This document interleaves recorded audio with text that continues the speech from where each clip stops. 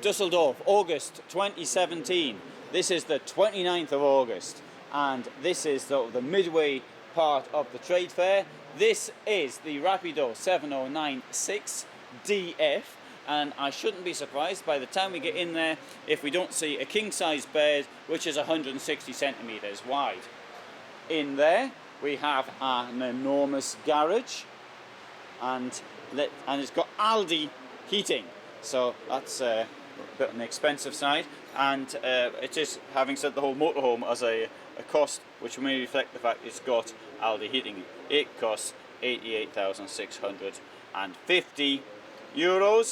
Let's have a look at some of the other details. 779 centimeters long, 235 wide, 295 high, and you can get it on a 3.5 ton basis if you want, but that wouldn't give you much room for anything else, so you're probably going to need 4,400. It's on a Fiat Ducato Euro 6, and let's have a look inside. Well, we'll start off with the king size bed. As you can see there, it is rather large. So if you're rather large, you might want something like this. You've got hanging space on either side of the vehicle. One little problem may be the step up. You've got a step up there. Obviously it's a king size bed, so you don't have much room getting around it, but you're never doing any van anyway. And you have a step here, and then you slide into bed. But even standing on the step, as I am now, I would say the clearance is around 182 or thereabouts centimeters from that step there. Although I really must emphasize there isn't a lot of room in getting in and out around here. And down there you have what appears to be the heating. Now, look in the shower. You've got a convenient step there, so you can sit on that when you're washing your feet after being out on your bike.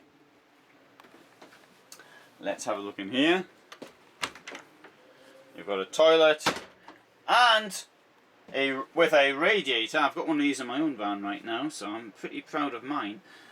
Mind you, mine's on 230 volt electricity. How are we doing that? Well, you'll have to see my other films on that subject. You've got plenty of storage in this bathroom, toilet I should say. I hate it when people say bathroom for toilet. A bathroom is a place with a bath in. You can use a bathroom for shower if you want, but it's not a toilet. Anyway, that closes there quite easily. Okay, look at the lounge. You've got plenty of space up there. Around the table, you've got plenty of space up there as well. It's got this. Why should that be there? What does that tell you?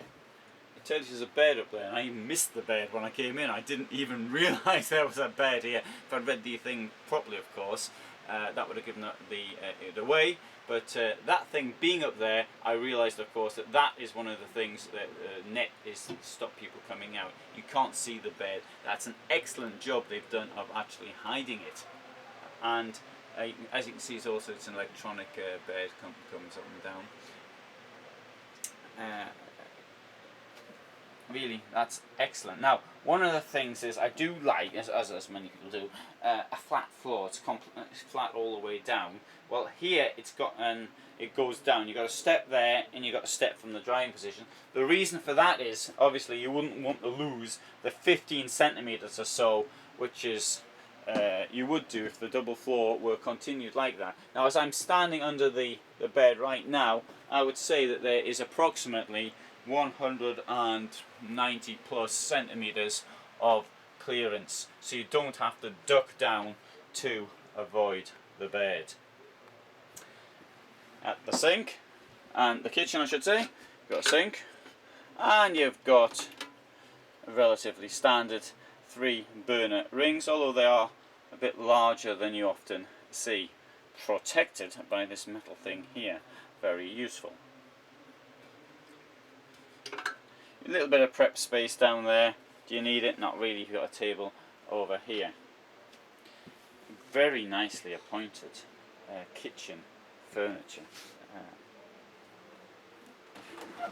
Well, So you've got in here, built in, is a cutting board, very clever, and plenty of space there for your pots and pans and whatever, although I think you probably want to keep your pots and pans in there, that's a bigger one. And knives and forks. Space there is empty, showing that there's something at the back, probably the gas. These tables can be turned round, although as it's a squarish shape anyway, that's not going to do a great deal for you. On the side of the walls you can see how the bed comes down as well. Now what about these cabinets? I think that looks very elegant. And the heating, Alde heating up there. Here we have access to the TV plug, television there of course, fat wide fridge, and space above the fridge itself. Let's come out and have a look outside.